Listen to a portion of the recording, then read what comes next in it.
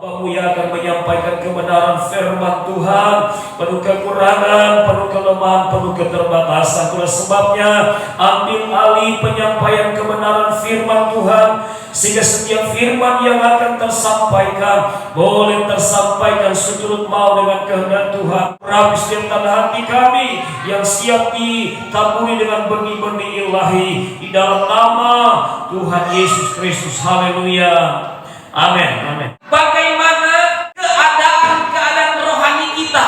Apakah sama seperti 6 sidang jemaat yang lain selain Philadelphia?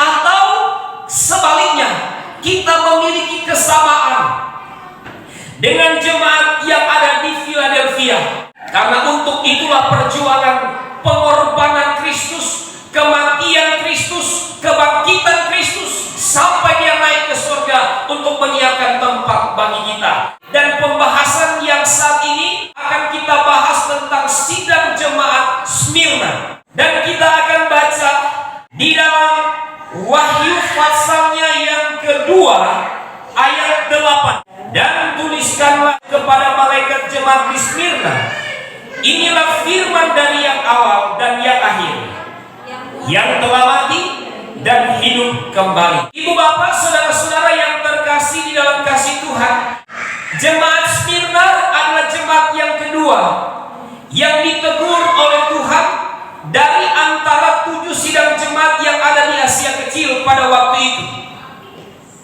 Tuhan menegur mereka tentunya adalah Tuhan menganggap mereka tentunya sebagai anak. Karena Tuhan akan membiarkan mereka kalau misalkan Tuhan tidak menganggap mereka sebagai anak. Karena firman Allah dikatakan dalam kitab Ibrani pasal 12 ayat 5 sampai ayat yang ke-6.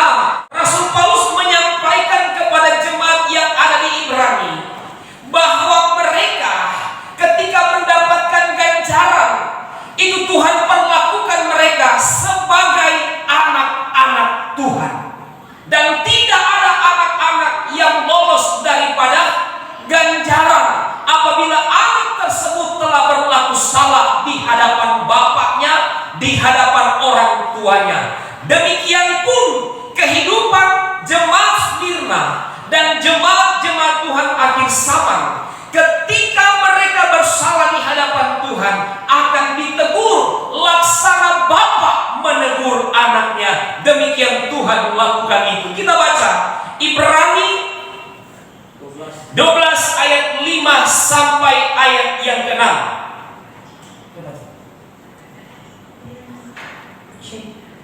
Ayat 5. Dan sudah lupakah kamu akan nasihat yang berbicara kepada kamu seperti kepada anak-anak? Seperti kepada anak-anak.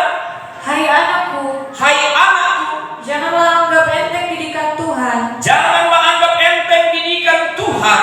Dan janganlah putus asa apabila engkau diperingatkan. Jangan putus asa apabila diingatkan. Terus, karena Tuhan menghajar orang yang dikasihinya, dan ia menyesa orang yang diakuinya sebagai anak. nah, karena Tuhan mengakui sebagai anak, maka dia akan tegur jika anak tersebut dalam keadaan yang bersalah, dalam perilaku yang salah, dalam kehidupan yang salah. Karena jemaat Smyrna ini, saudara, adalah jemaat yang sebenarnya sama dengan jemaat-jemaat yang lain pada waktu gereja pertama dibentuk. Mereka dikasihi oleh Tuhan, mereka dipanggil oleh Tuhan, mereka dipilih oleh Tuhan, dan kemudian mereka dibentuk dengan pengajaran-pengajaran rasul-rasul. Gereja pertama, Kisah pasal 2 ayat 42. Dan kemudian mereka bertumbuh dengan pengajaran yang diajarkan sehingga mereka boleh mencapai kedewasaan rohani, seperti yang disampaikan oleh Rasul Paulus kepada jemaat yang ada di Korintus dalam 2 Korintus 11 ayat yang kedua. Ketika Rasul Paulus berkata, aku cemburu kepadamu dengan cemburu ilahi, sebab aku telah mempertunangkan engkau kepada seorang laki-laki, memperhadapkan engkau sebagai perawan suci kepada Kristus. Ayat tersebut Rasul Paulus menggambarkan bahwa sidang jemaat yang ada di Korintus adalah sidang jemaat yang sudah dewasa. Begitupun Gereja mula-mula mereka dibangun dengan pengajaran rasul-rasul, sehingga kondisi iman mereka adalah kondisi iman yang sudah dewasa, iman yang sudah bertunangan dengan Kristus, iman yang sudah mengalami persekutuan luar biasa dengan Tuhan. Dan seperti itulah yang Tuhan mau terjadi di ujung akhir zaman. Gereja-gereja harus membawa umat-umat Tuhan mencapai kedewasaan rohani. Tetapi sangat disayangkan tentang sidang jemaat Smyrna, dia sudah mengalami pembangunan rohani melalui rasul-rasul gereja pertama, tetapi kemudian mereka mengalami kemerosotan iman luar biasa. Itulah sebabnya Tuhan mengingatkan mereka, didasari dengan kasih Tuhan, Tuhan menegur mereka agar mereka boleh terselamatkan. Makanya kalau kita alami teguran-teguran Tuhan, kita tentu perlu patut mensyukuri, karena Tuhan tidak menginginkan seperti jemaat Smyrna, sekalipun mereka telah berbuat salah, terus kemudian langsung mengalami pembinasaan atau kebinasaan. Tidak, Tuhan mau mengingatkan kita supaya kita tidak mengalami kebinasaan yang kekal itu. Sekali lagi, Tuhan ingatkan mereka, Tuhan mengajar mereka, Tuhan menegur mereka, karena Tuhan menganggap mereka sebagai anak. Haleluya.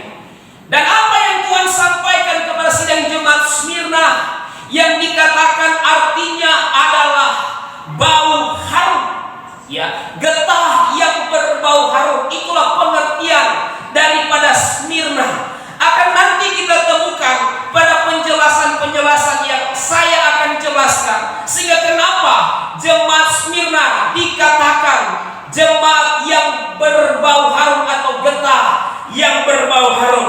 Kita perhatikan dulu ayat yang sudah kita baca.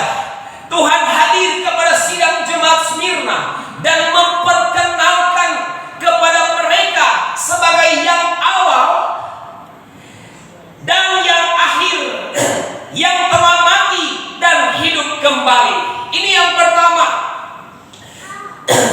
Yang awal artinya, saudara, Tuhan ingin menyampaikan kepada jemaat Smyrna, pertama sebagai yang awal, artinya tidak ada sesuatu, tidak ada apapun, bahkan tidak ada Allah sebelum adanya Tuhan. Maksud saya tidak ada Allah kecil, tidak ada ilah-ilah lain sebelum Tuhan.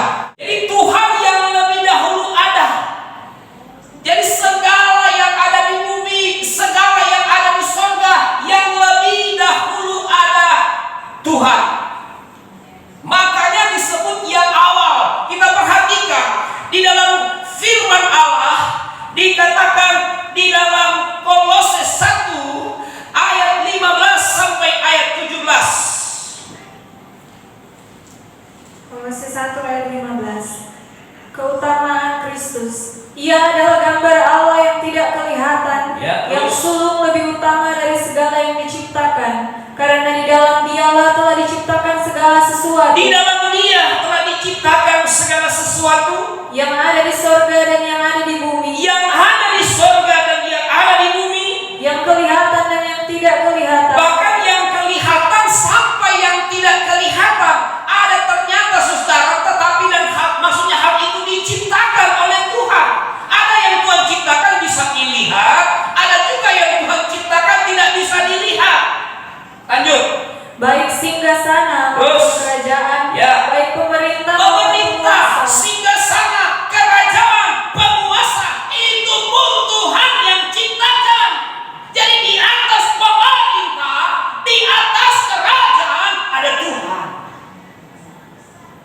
Bukan pemerintah di atas segala-galanya, bukan aturan dunia di atas segala-galanya, tetapi aturan Tuhan yang harus menjadi segala-galanya di dalam kehidupan saudara dan saya sebagai jemaat-jemaat Tuhan, sebagai warga-warga kerajaan sorga. Filipi 3:20. Terus lanjut. Segala sesuatu diciptakan oleh Dia dan Perhatikan saudara, segala sesuatu diciptakan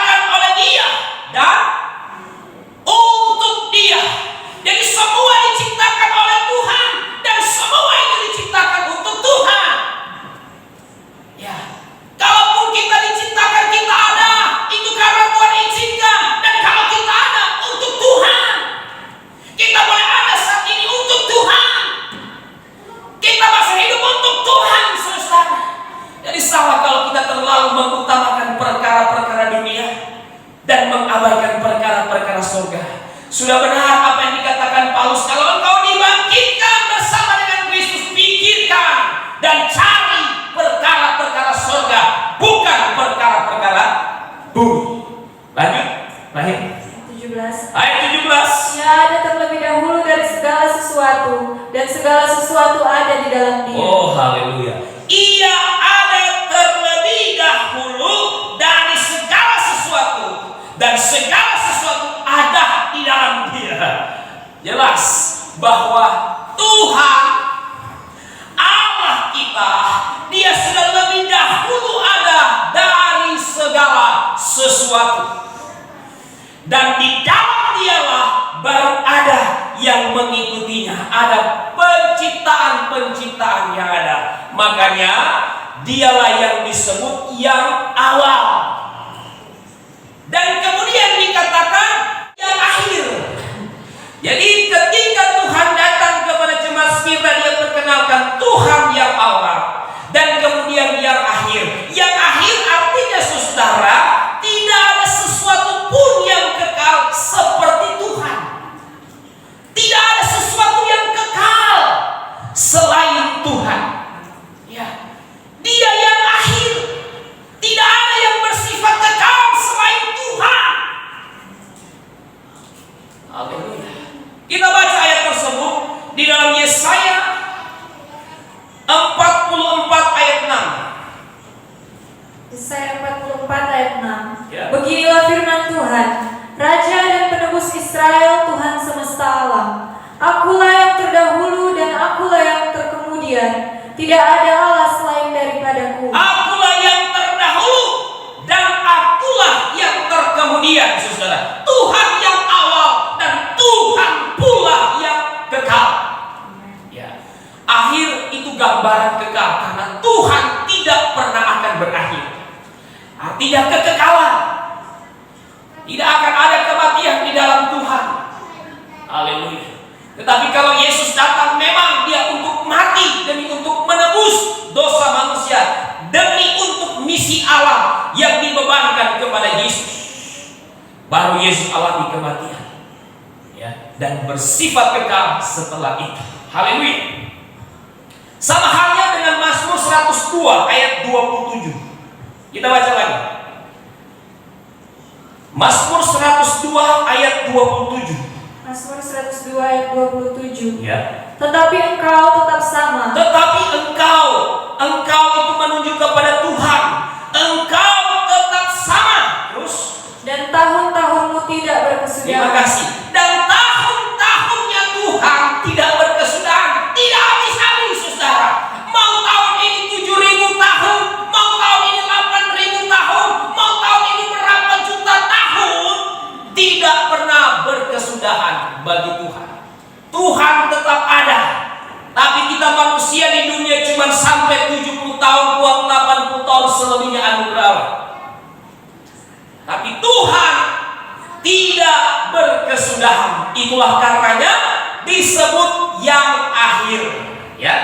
Dan kemudian dikatakan yang sudah mati dan bangkit adalah menunjuk kepada Tuhan Yesus Kristus yang sudah mati di kayu salib dan bangkit pada hari yang ketiga dengan kemenangan dan kemuliaan, sehingga kemenangan dan kemuliaannya ini boleh menjadi kemenangan orang-orang yang percaya kepada Tuhan, orang-orang yang menerima Tuhan, orang-orang yang melakukan kebenaran firman Tuhan, dan tentu saja menang daripada maut dan menang daripada iblis. 1 Korintus 15 ayat 50. Sehingga Rasul Paulus kepada jemaat yang ada di Korintus, dia katakan, hai maut, di manakah kemenanganmu? Hai maut, di manakah sengatmu? Saudara, hari-hari ini orang pada ketakutan luar biasa.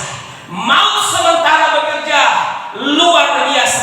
Karena memang saudara-saudara yang terkasih, hari-hari ini adalah hari-hari pada meterai yang keempat. Dan Tuhan sudah sampaikan pada meterai yang keempat bahwa akan muncul maut. Dan kemudian 1/4 kematian. 1/4 penduduk bumi akan habis oleh karena 4 perkara: peperangan, kemudian kelaparan, kemudian sampar, dan yang terakhir adalah karena penguasa-penguasa yang jahat yang diistilahkan dengan binatang-binatang buas. Salah satunya adalah sampar yang sementara merajalela hari ini. Ya, tadi pagi dalam suatu penglihatan, waktu menyembah Tuhan,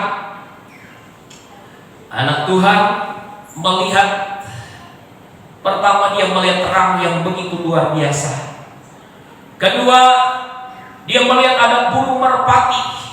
Dan kita semua tahu bahwa burung merpati adalah melambangkan Roh Kudus.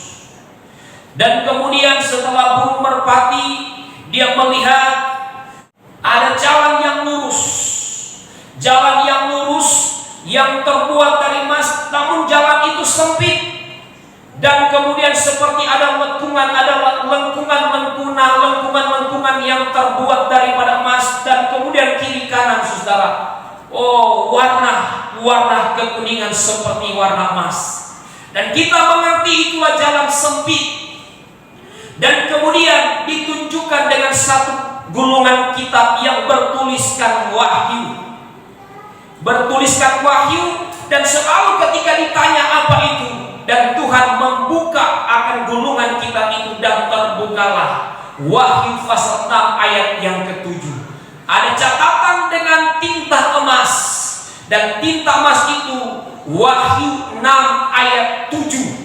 Di sana kita tahu tentang Wahyu 6 ayat 7 adalah berbicara tentang meterai keempat yang dibuka oleh Tuhan. Setelah dibuka, maka kelihatan dari sebuah kitab yang kelihatan sebuah kotak yang berbentuk kitab, keluarlah ada seperti kadal, binatang kadal, saudara, berkaki, ya, kecil, warna hitam. Ya, saya tidak mengatakan itu corona, nanti ada lagi yang melesetkan. Ya, tetapi yang pasti keluar binatang kecil dari kotak, ya. Dan kemudian setelah binatang kecil itu keluar dari kotak yang seperti kitab itu, dan kemudian nampak ada seorang yang berjubah hitam, ya, dengan kepala hampir tertutup dengan seperti katanya jaket hujan atau jas hujan, warna hitam. Dan kemudian sosok yang memakai jubah hitam tentunya sudah tidak asing bagi kita jemaat Tuhan pengertiannya, dan bagi gereja Tuhan, orang-orang percaya yang mengerti tentang pengajaran kabar pengantin Kristus. Kita sudah mengerti bahwa itu berbicara tentang malaikat maut. Saya memberikan suatu penjelasan, ya, bahwa Tuhan hari-hari ini pada meterai keempat memperhadapkan kita kepada jalan yang sempit yang ada emas, dan kedua dipertunjukkan dengan pekerjaan-pekerjaan maut yang telah menghabisi banyak orang. Dua hal ini yang menjadi pilihan bagi kita. Tapi saya berasumsi kalau kita melangkah mengikuti jalan yang lurus, kita mengikuti apa kata Tuhan, tetap melakukan kebenaran firman Tuhan, maka pada akhirnya kita akan mengalami sukacita. Tetapi saudara-saudara, kalau kita terlalu fokus dengan malaikat maut yang hari-hari ini begitu ganas mencabut nyawa orang, dan kemudian kita jadi seperti ketakutan luar biasa, sampai-sampai mau beribadah pun tidak bisa lagi, bahkan sudah beribadah di rumah pun sampai tidak bisa lagi, karena jatuh cinta bukan kepada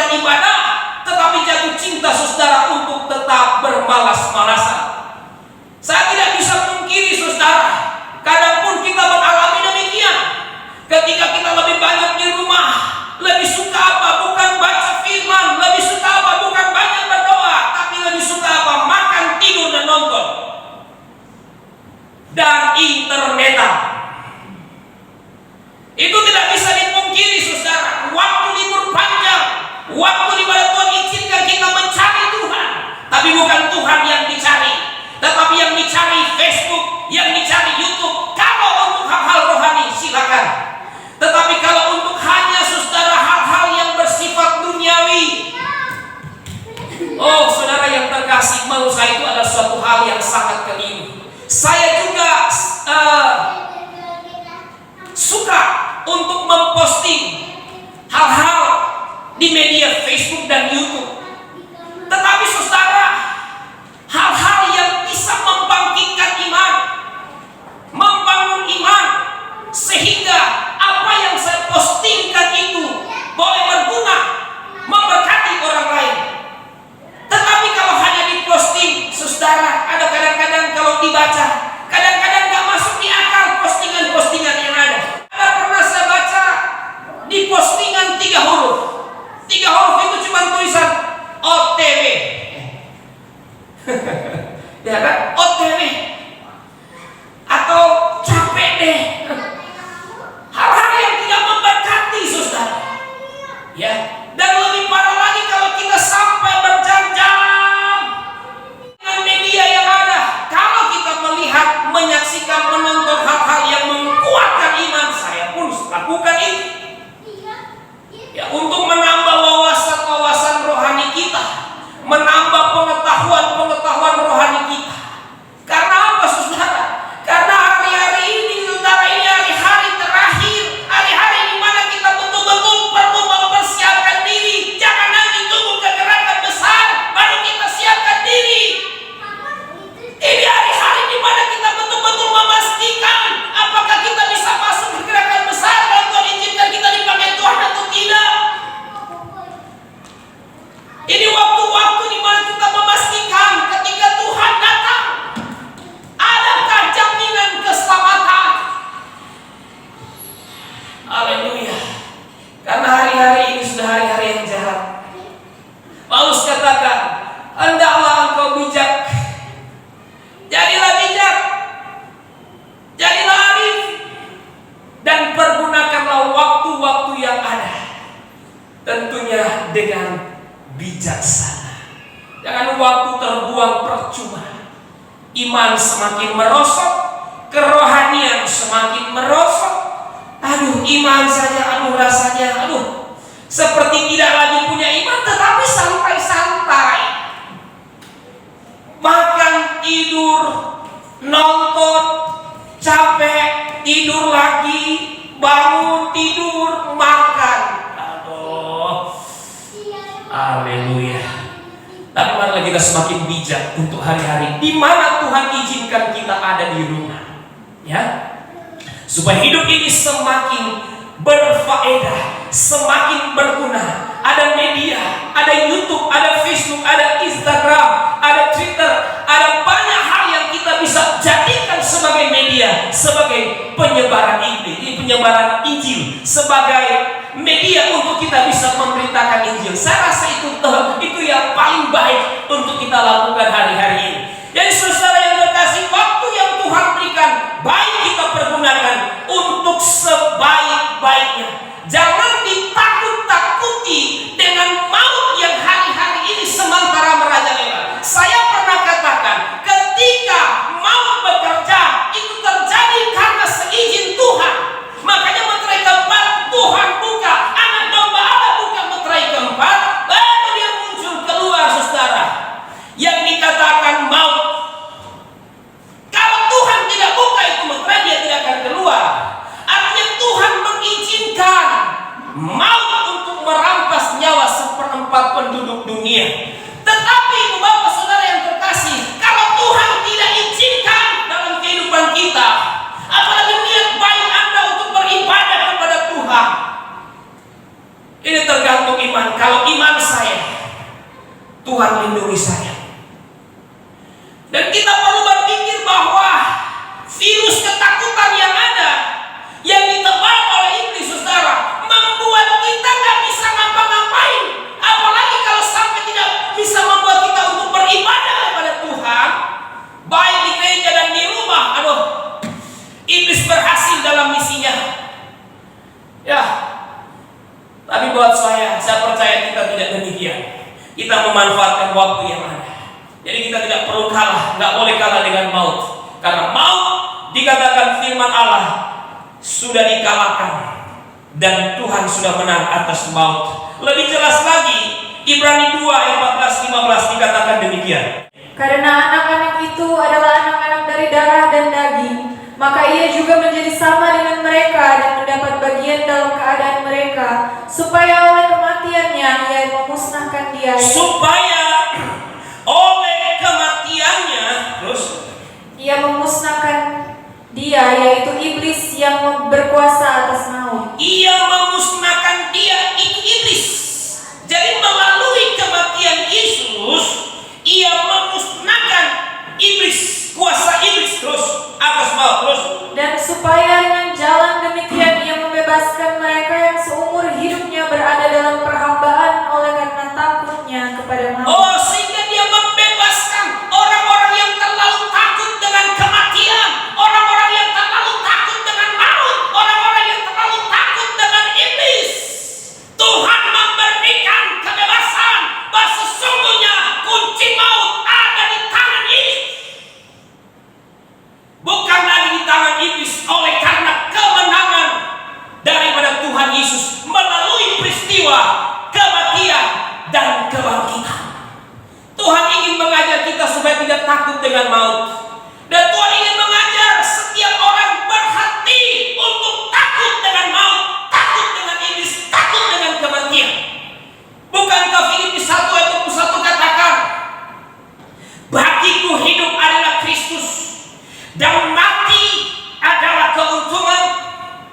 Orang-orang yang tidak percaya Tuhan saja dengan fanatik dengan keyakinan mereka, mereka rela mati, berkorban apa saja untuk kepercayaan mereka. Apalagi kita seharusnya, saudara, kita mengerti bahwa kematian kita untung. Mereka kematian itu belum pasti, bukan belum pasti, kematian mereka binasa, tapi mereka rela mati untuk keyakinan mereka. Tetapi bagaimana dengan kita yang memiliki keyakinan pasti tentang keselamatan? Seharusnya tidak ada perlu takut dengan kematian. Ya, apalagi hari-hari ini. Tidak semua orang akan alami kematian, tapi semua orang akan alami perjumpaan dengan Tuhan. Yang alami kematian dan yang alami keangkatan. Bahkan yang mati di dalam Tuhan dan mati di luar Tuhan akan berhadapan dengan Tuhan pada kursi pengadilan Kristus. Ya. Tetapi yang pasti doa, kerinduan kita, orang-orang yang kita kasihi, mereka ada di dalam Tuhan. Jadi tidak usah takut, tidak usah bimbang, tidak usah digoncangkan dengan keadaan, karena satu waktu kita akan bertemu.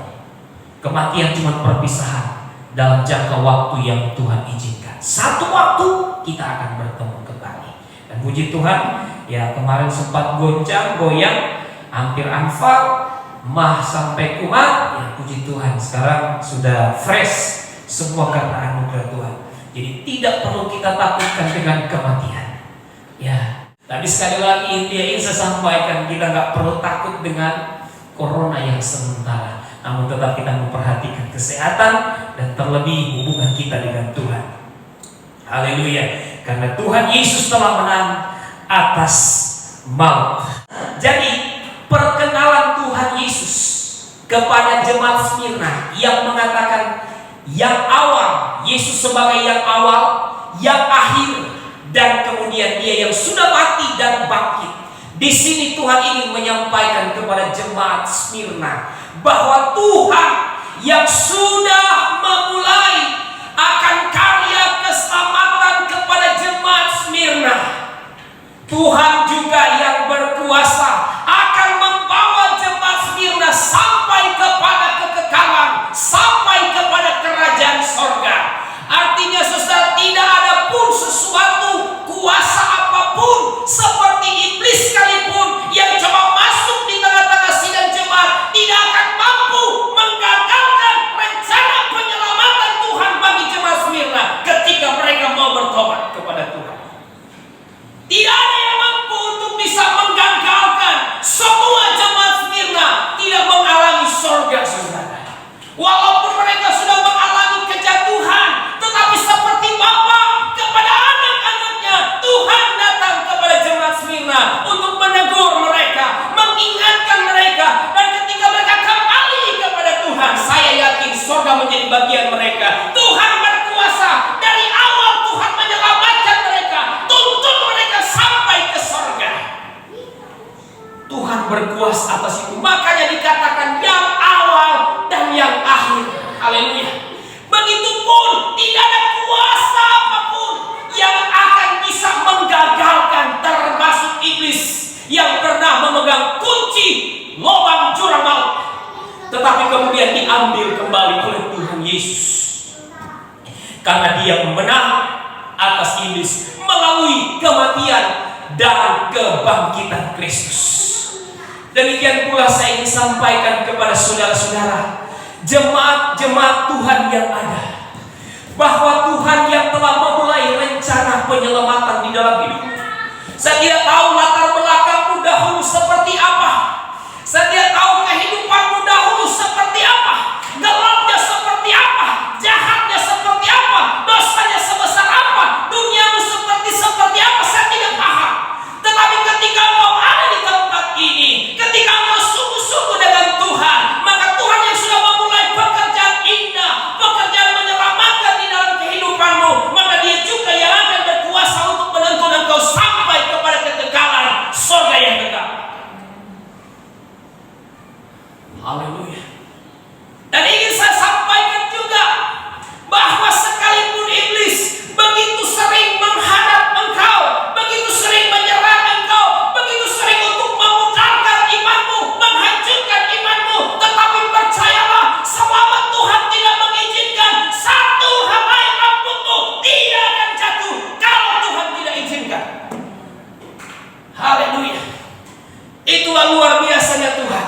Jadi kepada jemaat Smyrna Dia katakan, aku yang awal, aku yang akhir, aku yang telah mengalahkan maut dan iblis, dan aku yang berkuasa nanti akan membawa engkau sampai ke tempat yang aku siapkan. Karena untuk itulah Yesus mati, bangkit, naik ke surga untuk siapkan tempat bagi Smyrna dan bagi saudara-saudara jemaat-jemaat Tuhan KPCYD yang ada.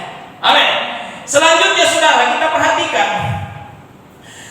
Wahyu 2 ayat 9. Kita akan baca Wahyu 2 ayat 9. Wahyu 2 ayat 9 terus. Aku tahu kesusahanmu dan kemiskinanmu, namun engkau kaya, dan fitnah mereka yang menyebut dirinya orang Yahudi, tetapi yang sebenarnya tidak demikian. Sebaliknya mereka adalah jemaah iblis. Ibu bapak saudara yang diberkati Tuhan, pada ayat ini kita akan mengerti bahwa jemaat Smyrna adalah jemaat yang banyak mengalami penderitaan. Jemaat Smyrna adalah jemaat-jemaat yang mengalami, kalau boleh saya utarakan dengan bahasa saya, ini penderitaan luar biasa. Mengapa? Jemaat Smyrna dia adalah jemaat yang dikatakan jemaat miskin. Jemaat Smyrna adalah jemaat yang dikatakan jemaat yang susah. Jemaat Smyrna sudah susah. Alkitab katakan mereka sering difitnah. Dan jemaat Smyrna dikatakan mereka diserang oleh iblis. Saudara, 4 perkara, jangankan 4 perkara, 1 perkara saja sudah lemes ketika kita melihat keadaan Smyrna. Jemaat yang susah. Haleluya. Jemaat yang susah, miskin, menderita, diserang iblis, penuh fitnah. Bukankah ini penderitaan luar biasa? Ya, tetapi ada yang luar biasa lagi kepada jemaat Smyrna. Mereka miskin tetapi kaya rohaninya. Mereka miskin, mereka papa dalam terjemahan lama.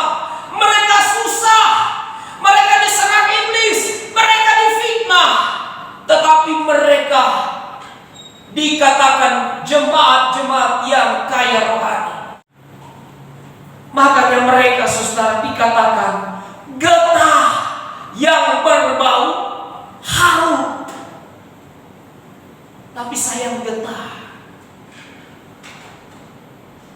yang makan getah di sini? Sekalipun dia berbau harum, tapi kalau getah, ada yang menikmati getah. Biarpun dia berbau harum, dia ibarat getah yang berbau harum. Itulah sidang jemaat Smyrna. Mereka kaya rohani. Ya, mereka mengalami banyak penderitaan. Tetapi yang ingin saya fokuskan untuk kita bisa pahami, ketika Tuhan berkata, "Aku tahu kesusahanmu." Karena mungkin ada banyak orang Kristen berkata, kalau dia miskin, kalau dia susah, dia tidak diberkati Tuhan. Karena ada banyak orang menilai seseorang itu dekat dengan Tuhan kalau berkatnya luar biasa. Tuhan akan perhatikan kalau dia memiliki kehidupan yang luar biasa di dalam berkat-berkat jasmani. Tetapi yang benar adalah saudara, sama-sama diperhatikan Tuhan. Jemaat Tuhan semua diperhatikan Tuhan. Baik ekonomi kita baik ataupun kurang baik, atau dikatakan susah dan miskin, kalau kita jemaat Tuhan, sama-sama kita disebut anak. Kita disebut anak, kita diakui sebagai anak. Dan di hadapan Tuhan tidak ada yang namanya saudara anak mas. Semua sama di hadapan Tuhan. Tuhan tidak tebang pilih. Tuhan tidak pilih kasih. Cuma tetap penghargaan Tuhan berbeda dong. Sama yang rajin dan yang malas. Sama yang rindu bersekutu dan malas yang bersekutu dengan Tuhan. Sama yang rajin ibadah, sama yang tidak rajin ibadah. Tetap ada perbedaan. Makanya dikatakan apa? Maleakhi pasal 3 ayat 18. Akan ada perbedaan antara orang beribadah kepada Tuhan dan orang yang tidak beribadah kepada Tuhan. Akan ada perbedaan antara orang fasik dan orang benar. Tetap ada penghargaan daripada Tuhan yang berbeda, saudara. Semua disayang Tuhan, semua dikasihi Tuhan, tetapi ada perbedaan. Tetapi yang menjadi pertanyaan, dikatakan aku tahu kesusahanmu. Tuhan tahu kesusahan jemaat Smyrna. Mungkin orang berpikirlah, kok Tuhan diam saja? Kenapa Tuhan tahu kesusahan jemaat Smyrna? Kenapa Tuhan tahu pergumulan jemaat Smyrna? Kenapa Tuhan tahu penderitaan jemaat Smyrna? Kenapa Tuhan tahu jemaat Smyrna difitnah? Kenapa Tuhan tahu jemaat Tuhan di Smyrna mereka diserang iblis dan Tuhan diam saja? Saya akan jelaskan pada ayat selanjutnya. Tetapi yang pasti di sini saudara, bukan hanya Tuhan tahu, tetapi justru Tuhan mengizinkan jemaat Smyrna untuk mengalami penderitaan ini. Ya. Tuhan tahu saudara, makanya dia katakan aku tahu kesusahanmu. Tapi Tuhan izinkan. Pertanyaan, kenapa Tuhan izinkan? Kenapa Tuhan izinkan penderitaan-penderitaan itu dialami? Kita akan lihat firman Tuhan. Kita lihat firman Tuhan di dalam 1 Petrus 4 ayat 12 sampai 14. 1 Petrus 4 ayat 12. Saudara-saudara yang kekasih, janganlah kamu heran akan nyala api siksaan yang akan datang kepadamu sebagai ujian. Sebagai ujian, ada siksaan, ada penderitaan sebagai ujian. Ternyata penderitaan yang dialami oleh jemaat Smyrna adalah bagian daripada ujian iman yang Tuhan izinkan terjadi kepada mereka. Terus, seolah-olah ada sesuatu yang luar biasa terjadi atas kamu. Seolah-olah sesuatu yang luar biasa terjadi atas kamu. Dan Rasul Petrus mengingatkan kepada mereka tentang apa yang harus mereka lakukan ketika penderitaan, ketika kesusahan, ketika kemiskinan yang Tuhan izinkan terjadi, bahkan serangan iblis dan fitnah daripada orang-orang yang dikatakan orang-orang Yahudi. Dia katakan apa? Bersukacitalah. Coba baca selanjutnya. 13. Sebaliknya, bersukacitalah sesuai dengan bagian yang Bersukacitalah sesuai dengan bagian yang kamu akan dapat dalam penderitaan Kristus. Jadi orang-orang yang diizinkan Tuhan alami penderitaan bukan hanya sekedar menguji iman mereka, bukan hanya menguji kesetiaan mereka kepada Tuhan, tetapi Tuhan mengizinkan mereka diuji untuk bagian yang sudah Tuhan siapkan bagi mereka. Ada jatah, ada bagian yang Tuhan khususkan bagi orang-orang yang alami penderitaan itu, lolos daripada ujian. Makanya supaya ada jatah yang akan engkau terima. Makanya seperti yang dialami oleh siapa? Ayub. Ketika Ayub mengalami penderitaan yang luar biasa, ya, penderitaan yang sangat-sangat luar biasa ini, ya, anak yang habis, kepercayaan Tuhan, berkat-berkat Tuhan semuanya habis, rumahnya habis, bahkan tubuhnya pun hampir habis, saudara, oleh karena penyakit borok. Bahkan istrinya pun hampir akan mungkin meninggalkan dia. Dengan kondisi Ayub pada waktu itu, sampai dia katakan, kutuk Tuhan Allahmu dan mati sajalah. Tetapi apa yang dikatakan oleh Ayub ketika harta bendanya diambil? Dia bilang, Tuhan yang memberi, Tuhan yang mengambil, terpujilah nama Tuhan. Dan ketika istrinya menyuruh dia untuk mengutuk Tuhan, dia katakan, engkau dasar perempuan gila.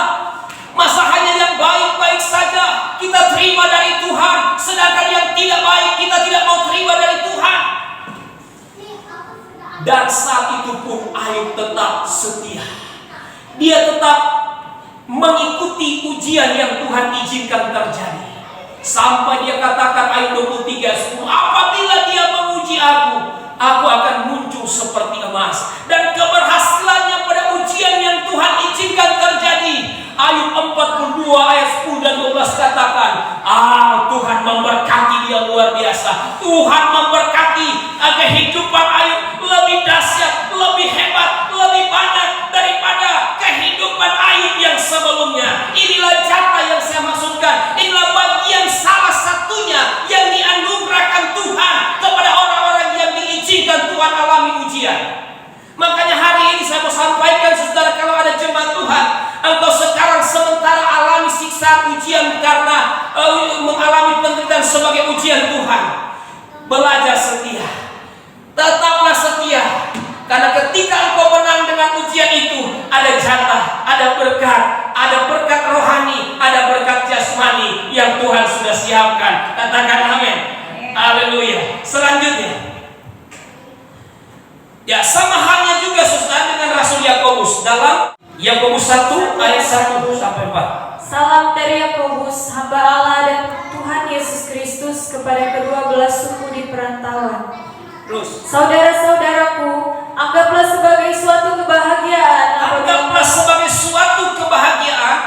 apabila kamu jatuh ke dalam berbagai pencobaan. ya, terus, Sebab kamu tahu bahwa ujian terhadap imanmu itu menghasilkan ketekunan. Jadi ternyata pencobaan itu, ujian iman itu menghasilkan ketekunan. Terus, Dan biarkanlah ketekunan itu memperoleh buah yang matang. Amin. Terus, Supaya kamu menjadi sempurna dan utuh dan tak kekurangan. haleluya, saudara. Supaya kamu menjadi sempurna dan utuh dan tak kekurangan apapun. Itu maksud ujian, itu maksud pencobaan yang Tuhan izinkan terjadi di dalam kehidupan saudara, saya dan sidang jemaat yang ada di Smyrna. Kita belajar, saudara, untuk tidak menolak ujian. Kita belajar untuk tidak menolak pencobaan, tetapi kita belajar untuk menerima pencobaan. Kita belajar untuk menjalani ujian cobaan yang Tuhan izinkan di dalam kehidupan kita, di dalam kehidupan pelayanan, di dalam kehidupan pekerjaan, rumah tangga.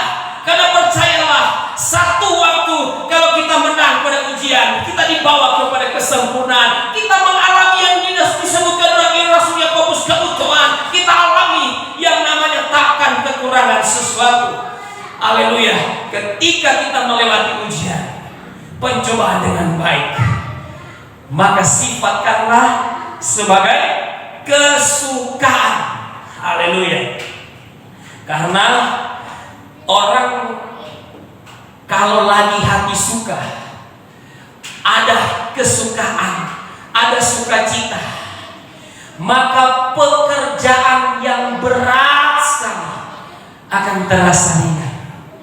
Kalau itu dilakukan dengan sukacita, bahkan penderitaan sekalipun, saudara-saudara, akan tidak terasa jikalau kita lewati dengan sukacita. Salah satu contoh sederhana, salah satu contoh sederhana ketika kita menyembah Tuhan dengan posisi berlutut sempurna. Waktu kita menyembah sekitar 5-10 menit, kita nggak berasa sakit lutut kita. Tapi selesai kita menyembah, baru berasa pegel, sakit, segala macam. Gitu. Itu contoh sederhana.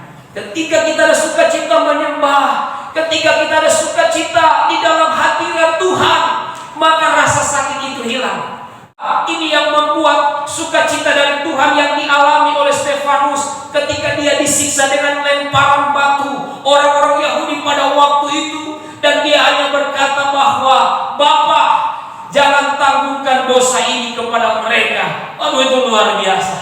Itu benar-benar luar biasa. Ya, karena ada sukacita, pekerjaan berat jadi gampang, rasa siksa jadi enak untuk dilalui. Begitu pula sebaliknya, kalau tidak ada kesukaan, saudara, jangankan baca Alkitab, pegang Alkitab pun terasa berat. Kalau tidak ada sukacita, tidak ada kesukaan, saudara-saudaraku yang terkasih dalam kasih Tuhan, jangankan kita mau berdoa menyembah Tuhan, kita mau masuk kamar saja, saudara, untuk mau menatap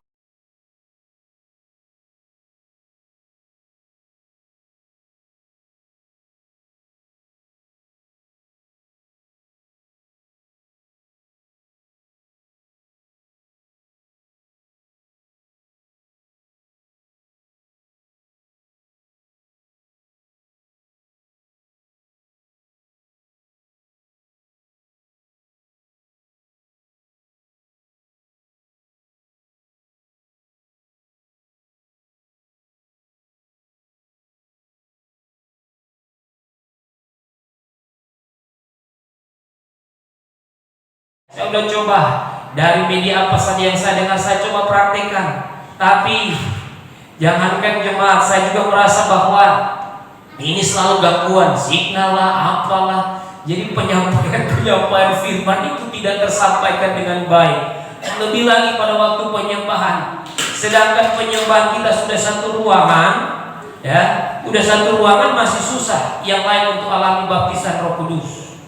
Apalagi saudara kalau bukan di satu ruangan, lagi menyembah di rumah, haleluya haleluya, sambil masak nasi, lagi menyembah di rumah, gosok baju, kan mikir gosok baju, iya, ada malah yang nonton khotbah sambil angkat kaki di kursi. Ampun deh Tuhan, seperti inikah yang kita berikan kepada Tuhan? Ada malah kalau saya lihat ada orang yang sementara ikut Zoom lagi makan, ampun. Jadi susah. Ini cara-cara ini sebenarnya kalau buat saya. Yang lain mungkin terserah dengan persepsi mereka. Tetapi pada kenyataan saya melihat ada yang seperti demikian. Makanya teman saya, dia kirim video 12 gaya orang mengikuti ibadah Zoom. Lagi nonton sambil Zoom. Sini televisi buat nonton, sini Zoom. Aduh hebat. Ada yang sambil ngopi gitu kan. Biasanya hanya pengkhotbah yang ngopi lagi minum air putih. Dia juga lagi minum kopi. Sambil makan, tapi untung aja nggak kesel. Ya, baik-baik aja. Ya kan? Ada yang sambil tidur selonjor. Waduh, dengan khotbah enak banget ya gini, dengan khotbah, dengan firman Tuhan, dengan gaya yang sementara setengah tidur. Ada yang dengar khotbah sambil dengeran musik gitu kan, enak banget, musik dunia lagi musik. Haleluya. Udah macam-macam gaya. Jadi pada waktu penyembahan bukan menyerah, tapi ngantuk. Nah, waktu penyembahan bukan sungguh-sungguh, Tapi sungguh-sungguh lama banget sih penyembahannya. Ya kan nggak kelar-kelar perasaan, padahal baru mulai. Iya, kita alami begitu. Saya sebagai hamba Tuhan, aduh Tuhan, ini jemaat ini tanggung jawab gembala-gembala sidang. Salah satunya jemaat Efesus dan jemaat Smyrna, ini kesalahan gembala. Ya, dan Tuhan akan minta pertanggungjawaban kepada gembala-gembala ini. Ya, yang penting gembala sudah berusaha sebijak mungkin dengan hikmat yang Tuhan berikan kembali kepada jemaat. Ya, kita sudah berupaya. Yang penting protokol kesehatan kita lakukan.